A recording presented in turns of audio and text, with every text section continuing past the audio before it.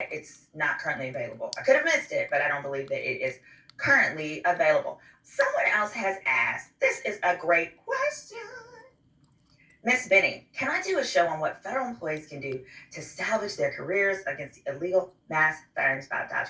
You know what? I think I would love to. Let me get with, here's what I'm gonna do. I wanna get with one of my employment law attorney friends, see if they'll come on. Maybe we can do some call-in questions. But here's my initial thoughts, because I actually did want to add that to the docket. Hold on, let me update. Excuse me. Let me update the and say that federal employees. Here's the big issue with the federal employees that many people have not necessarily realized, and I think it might be why some people are unsympathetic, is because many people are unclear on the law. I'm gonna open up a clip. Actually, I saved this today. Let me open this. I saved this today. Look at this one. And my favorite one was this. Oh, it was a park ranger. Let me see if I see the park ranger guy. I've been up way too late looking at all these. Here we go. So let me put this one up. I'll show this clip to you guys.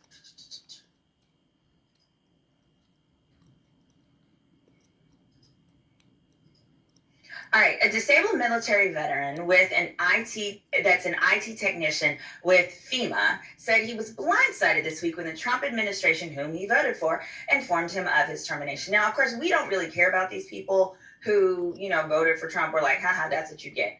But I'm using this as an example for the others. So the man who's from North Virginia was fired Monday as part of the guts. Now, here's what the agency said. This is the part. I don't feel sorry for him. He's a stupid person. It says, but I want you to pay attention to this wording. The agency finds, based on your performance, you have not demonstrated that your further employment at the agency would be in the public interest. For this reason, the agency informs you it's removing you from your position until the probationary period has been completed. A probationer has, quote, the burden to demonstrate why it's in the public interest for the government to finalize an appointment to civil service for this particular individual. Now, the guy says, in his performance reviews, they were all in the range of fours out of 5, meaning he was exceeding expectations. Additionally, he was described by a supervisor as, quote, a leader, demonstrated professionalism, and so forth. So here's the kicker. Number one, I would say if you are a government employee, get a copy. You better get a copy right this minute of all of your past reviews, any praise. Go into your email. I want you to search your email for the word praise. Forward every single email that you have that has any form of praise, good job, good work, any of that. Email it to yourself, because once you're done, they're not going to let you access the email system. And here's why you want to keep it. Under the law, the only way they can fire someone like this is if it's performance-based. But it can't be performance-based. If you're firing every single probationary employee, which I think they said was like over 15,000 throughout all the systems, or maybe it was 7,000. I think it was 7,000 across the systems.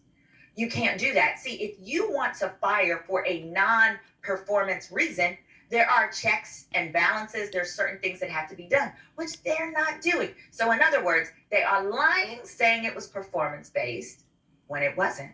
Saying get rid of it. There's one guy, he is the only park ranger and EMT for a particular park. Meaning from now that this guy has been laid off, fired, laid off, whatever word you want to use, it doesn't matter. It's still wrong. There's nobody that's going to save you in that park. If you go to respiratory distress, if you're hiking and you have a serious injury, you're screwed because of this stupid. Where did my comments go? Oh, here we go. You are screwed.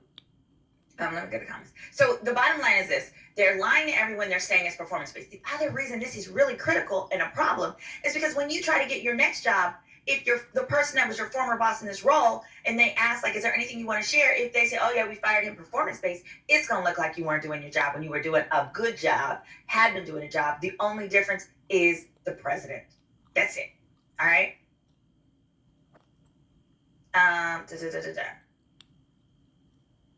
Yes. Hey, Nika Knight is in the chat. Yes!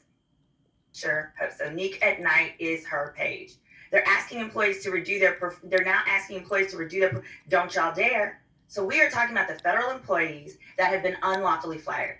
To be clear, the reason it's unlawful is because if you are firing them for non-performance based reasons, they're in a union. You have to go through all these union procedures. They are bypassing the union. And let me give you a little example of why this is not okay. Think of it. If this happened to cops would be jamming up the court system because the police union is the strongest union in America. And if someone came through and just told all these police, oh, we're firing you for performance reasons, when they're really not, our court systems would be jam-packed.